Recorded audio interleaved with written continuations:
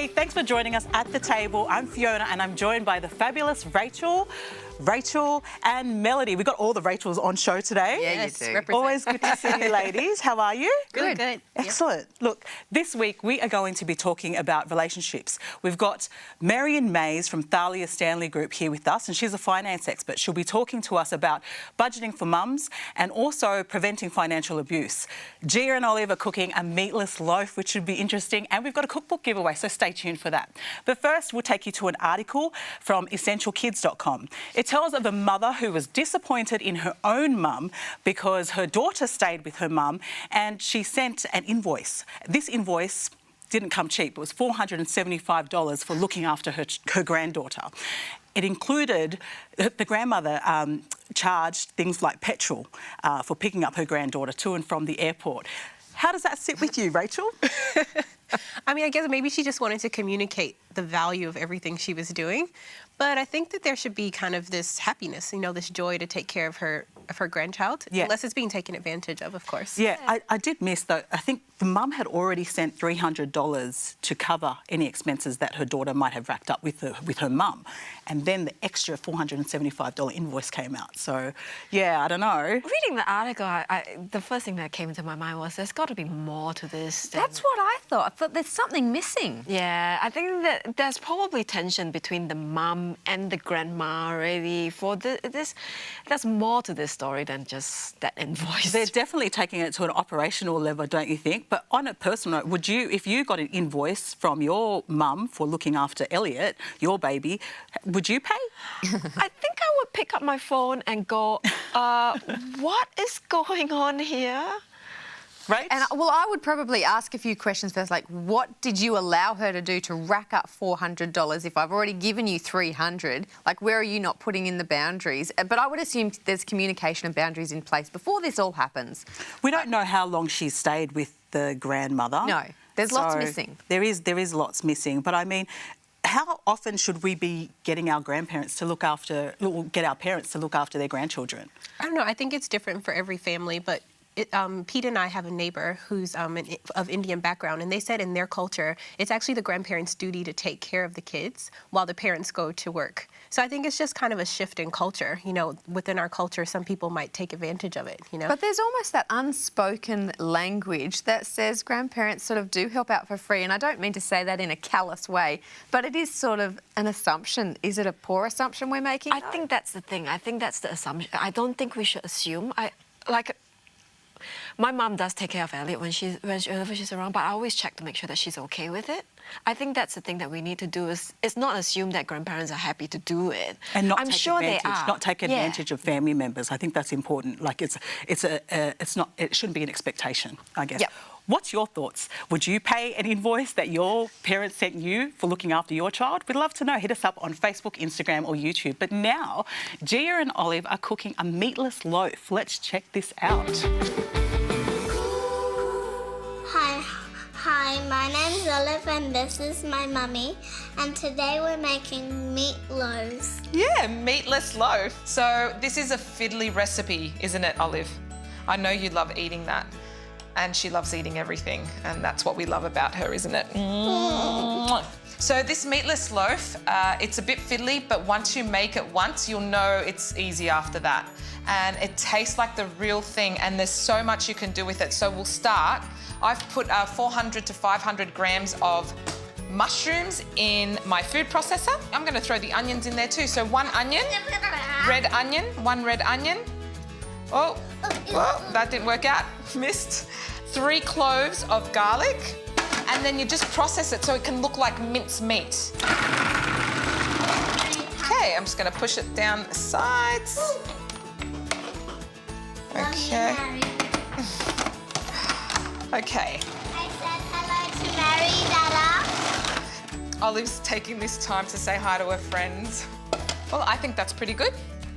And 1 tablespoon of olive oil in the pan.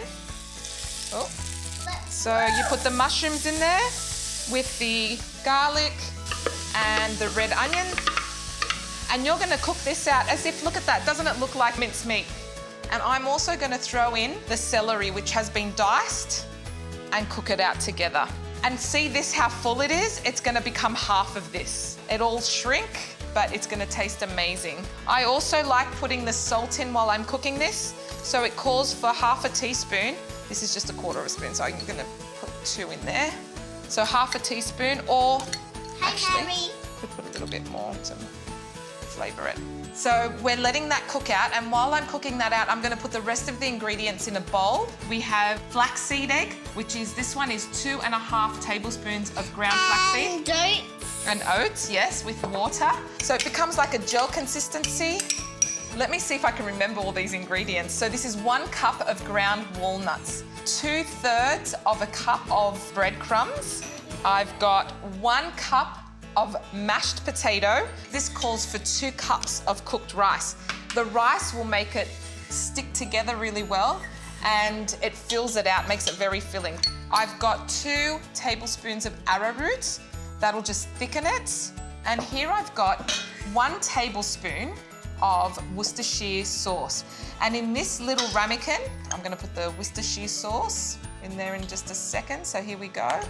And I'm gonna mix it in, and in here I've got 3 tablespoons of tomato paste. I've got 1.5 tablespoons of each herb, so I think it's thyme, parsley, 1 tablespoon of rosemary. The rosemary is just a little bit less, I think. And 1 tablespoon of sage, or teaspoon, sorry, I said tablespoon. And then I throw it in the bowl as well. Our mushrooms are nearly ready. Not much water coming out anymore, they're drying up.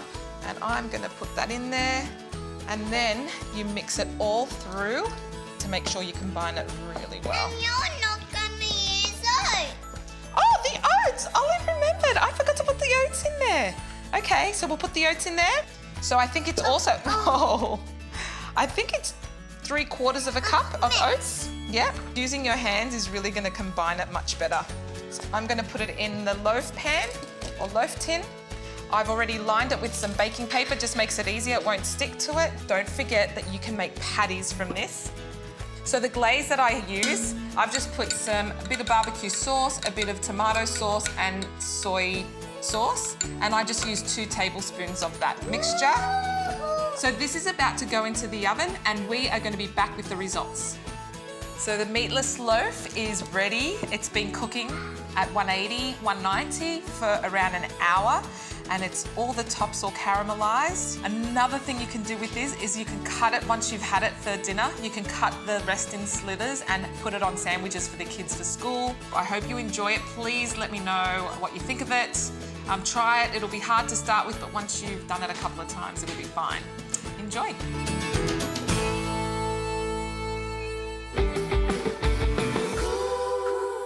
That looks very interesting, Gia. Now, if you want more great recipes, you need to get your hands on this free copy of the Health and Happiness Sanitarium Cookbook that we are giving away. All you need to do for a copy is email us at hello@thetabletv.com or call us on 1300 300 389 in Australia, or for my brothers in New Zealand, 0800 694 673. The details are right there in your screen. But our next topic takes us to an article in the Huffington Post. It talks about why arguments with your partner shouldn't last more than 3 minutes. The reason being it's not constructive after 3 minutes. Rachel, what's the timeline for your arguments at home? Does this advice work for you? Oh, it's extensive. I should probably cut it down a touch. But 3 minutes, can you get through, like, your point? I don't agree. Can you make them know your point in 3 minutes? I don't think so. I don't think so, because there's a bit of banter to and fro before you get to the point. And if they don't get it, you're going to have to drill it. But apparently, But I don't think you have to cut down the conversation. I think they're saying that angry part of the conversation where your before voice, the name calling starts. all of that. I think 3 minutes is probably too long for that. 3 minutes of name calling or getting angry. They're probably being a bit generous with that. Do you have any tips, Mel, on how to bring the, Yeah, they seem to be really calm in their household. The only thing I can think of when you do that is just to take the timer out, and then I think that might make everyone laugh. I have no idea. I have no tips, but yeah, it's just thinking that it's quite funny. They say some of the tips is to aim for a win-win outcome and always face each other. So no fighting on text. Is anyone guilty of doing that? I know. No, I go. never. I can never get my point across on text as well as I can vocally. I usually, I go hard. I go hard. Any way I can get in contact with that guy, I'm going to get him. Face-to-face is a good idea because they're saying that you could be pacing or you could be doing something else, and when you're not looking at your partner to see their reaction, it's easy to just fling anything out of your mouth. When you're angry, right, whatever you read that's written is going to be reflected as anger. But that could be far from what they're actually intending. Yeah. But they're not saying finish the argument in 3 minutes. No. They're saying, OK, you might need to take a break and come back to it again later. Yeah. Because what can be resolved in 3 minutes? I think you can converse, you can disagree, but I think it's once you get to that angry state where the other person, when they're talking to you, they just want to, fight. And I think it's important also to apparently go to bed, you don't go to bed angry, they say. And I know in the Bible it says a gentle answer turns away wrath. So, let's keep it cool, people. Let's keep it cool. Talking about cool, we've got some great exercise tips with Alicia that we're going to be checking out now. And Mandy makes a body butter. Hi, Alicia here, the Table's personal trainer. Today we're going to talk about a way that you can exercise that is going to hit every part of the body. At the same time? Well, in the same workout, but not quite at the same time. Now, this is based on what's called functional movements, and functional movements are based on the basic movements that we do in everyday life. So whether it's, picking up the baby off the floor, or it's reaching to put something onto the shelf, or it's twisting to, get something, or pulling or pushing. So the 7 moves are, let's see if I can do it, squat, lunge, push, pull, bend, twist, and gait. And gait means this motion of running or walking, right? Now, if you basically build a workout based on those 7 exercises, you have got an amazing workout right there because you're basically building strength in all of those areas that you need in everyday life. So I want to just demonstrate those with you, Melody. So the first one would be the squat. With just a basic squat, you want to have those feet, hip width apart. Okay. Yep. And then you want to basically drop that bottom back, push it back and bend those knees perfect while keeping that back straight, which you did, which was awesome. Okay, so now there's 100 variations of squats. So you can start with week 1 just doing basic squat. Next week you might go wide squats. You might go really narrow squats. You can do lots of different versions. I didn't know that squats had that many versions. That's right. So the next one is lunges. So all the simple lunge is just to step forward with one foot and then drop that back knee down as that ankle comes off. Okay, now these are definitely harder. And if you do have any major knee issues... Yeah, I was just going to ask that. Yeah, I would just definitely recommend not going straight into it. One thing you could do, you could use the back of a couch to give you some balance, and you could just do mini lunges, okay? So it's just the small move at a pace or a rate that is not going to be painful. Like you've got good pain and bad pain, so... Okay, now the next move is push, and the easiest way to do that at home with no equipment is push-ups. So do you want to just come down really quickly? And the easy way is if you're on your knees, just here, you basically want to have your hands wide enough that you can drop your chest down between your hands. So your elbows go out. Elbows go out, yep. And you're dropping that chest down. And come up. Good, awesome. Love your work, Mel. Yep. All right, so stand back up with me. The next move is a pulling move. Now, pull is hard because you need something to pull against generally, right? But you can actually do a pulling move with no equipment. And just a basic upright row would be to pretend you're holding a bar and you just lift and squeeze.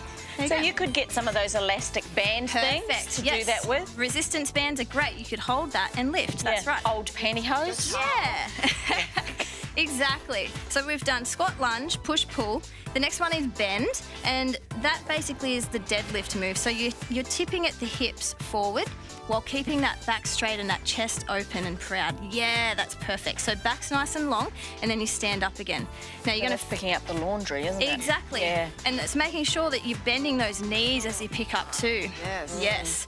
All right. So that's the bend. Then you've got the twist. So the twisting motion here. Yep, and you can do that sitting, maybe doing seated side taps like that. It's great, even crossover crunches like that. And then the last one is the gait, which is basically walking or running. So you can just jog on the spot and do a sprint. And that covers all of the 7 functional movements. And if you put that together as a workout... Well, how long? How long should you... You could do 30 seconds on each with 15-second break 3 times. Yep. And if you want to do that, jump on our YouTube channel, and there is a workout that's based on all of these 7 movements that I'm sure you will love. You might not love it at the time, but you'll love it after.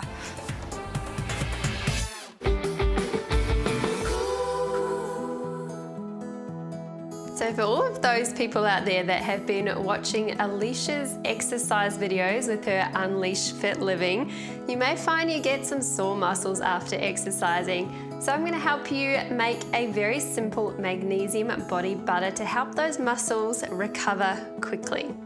We're going to start off by making some magnesium oil. So to start with that, we're going to put half a cup of magnesium chloride flakes into a glass jar or bowl, and we're just going to mix that with 3 tablespoons of boiled distilled water. You can use normal water, but distilled water just helps this to have a much longer shelf life. All right, we're going to let that dissolve now, give a little bit of a stir, and we're just going to set that aside, leave it to fully dissolve and cool down a little bit. And next step, we're going to add a few different ingredients together in a glass bowl that we're going to melt over a double boiler, so make sure you definitely have a glass bowl for this one.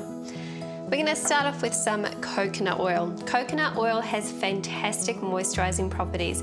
It really helps to lock the moisture into your skin. So we're going to add 1/4 cup of this into our glass bowl. Right, our next ingredient to add in here is some shea butter. This also has absolutely incredible moisturizing properties. And I'm going to add about 2 to 3 tablespoons into my bowl. So all of these ingredients here either come from the supermarket, or I am a big eBay online shopper. Right, lastly, we are adding 2 to 3 tablespoons of soy wax. You can use beeswax as well. They both work exactly the same. I'm just going to put this on top of a boiling pot of water until all of this has melted down. Right, my mixture is all melted. So now I'm just going to add it into the bowl of my stand mixer. If you don't have a stand mixer, just leave it in your glass bowl, because we need to let this sit until it cools a little bit, until it starts to go a bit opaque in color. All right, this is what it should look like now after it has cooled down. You can see it's got this nice opaque white color. So now that I have it slightly hardened, I'm going to put it to my blender, and I'm going to blend it for about 5 minutes. Our next step is to very slowly, bit by bit, pour in our magnesium oil while we are blending.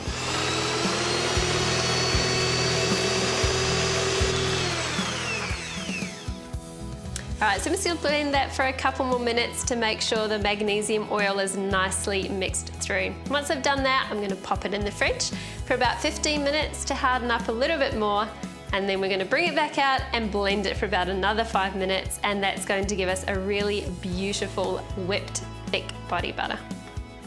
All right, so now we have this beautiful, thick, whipped body butter all ready to go. So I'm just gonna spoon it now into my glass jar that I'm going to store it in. Before you actually put it in here, you could always add some essential oils if you want to add a scent to it at the very last time that you whip it. There you have it. All done. You can smell the shea butter, which smells beautiful, and this just makes your skin feel amazing when you put it on. You may get a small tingly sensation on your skin, and that's just a magnesium oil doing its job. I hope you try this DIY and you enjoy it. We'd love to hear from you. You can find us on our Facebook page at The Table TV Show. Let us know if you try it, what you think about it, and we'll see you next time.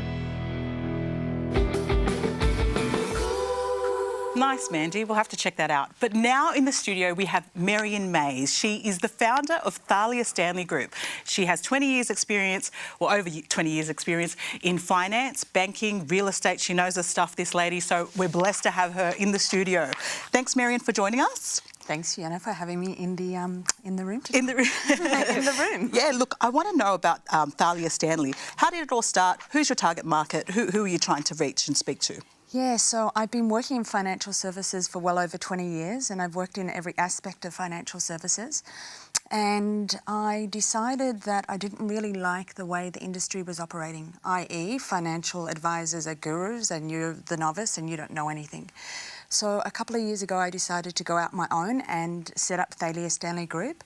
Thalia was my mother's name, Stanley was my father's name, so the company is set up in honour of my parents. Lovely. Our target market is women, so we run financial literacy programs to assist women in developing their skills in financial literacy. And that might seem like a really odd thing for me to say because we're all grown-up adults and we've finished school, but what we find in our financial literacy workshops is that we have really smart, savvy, sophisticated women coming and they don't have any financial literacy. So first and foremost, it's women and it's about financial literacy, and then on top of that, we teach wealth advocacy, and then on top of that, I mentor women to invest in property and build their own portfolios. Go ahead. I was just wondering about financial literacy. How do you actually define that? What does it mean, just knowing how to drop a budget, or? Yeah, it's a really fantastic question. So financial literacy relates to two things. One, we need to earn money and then manage that money that we earn. And some people think that's building wealth. Some people think if they're grown up and they go to work and they earn money and they have a credit card, that's financial literacy. That's just earning and managing money. The other aspect of that is you need to know how to make money from money. Nobody ever got wealthy from their salary. Your salary is to live and to pay your living expenses. You can only build wealth from the money that you earn, that you invest. So why do you think people don't have financial literacy then? I know, it's really mind-blowing to me that, as I said, we have all these smart, educated women coming to our events. It's not taught in the national academic system as we sit here today. So I don't know about you, but I did home economics and I did woodwork and I did textiles, but I didn't do financial literacy. So there's no education or national curriculum for it. And then we go out into the workforce and we earn money. But it seems a step beyond budgeting and earning money. You're talking about making your money work for you. What are those extra steps that you're teaching women besides the budgeting? Yeah, fantastic. So the first thing we're teaching women is about managing the money that they do have. So that's the budgeting stuff that you talk about.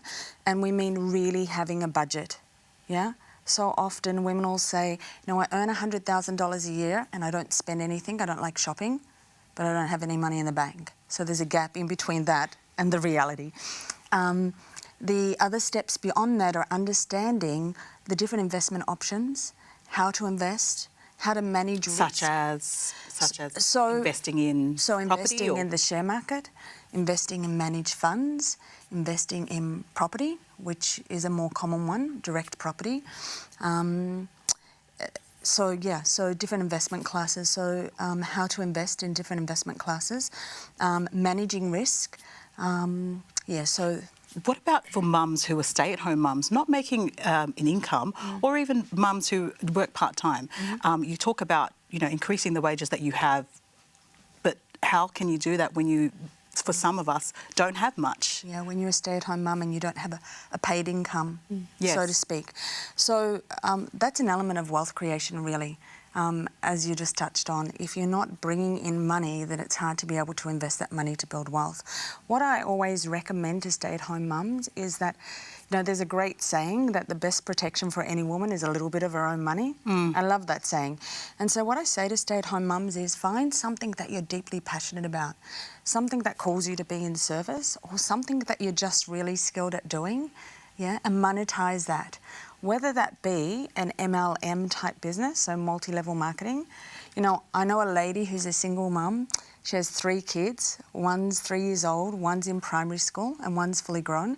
And she makes $10,000 a month from selling essential oils.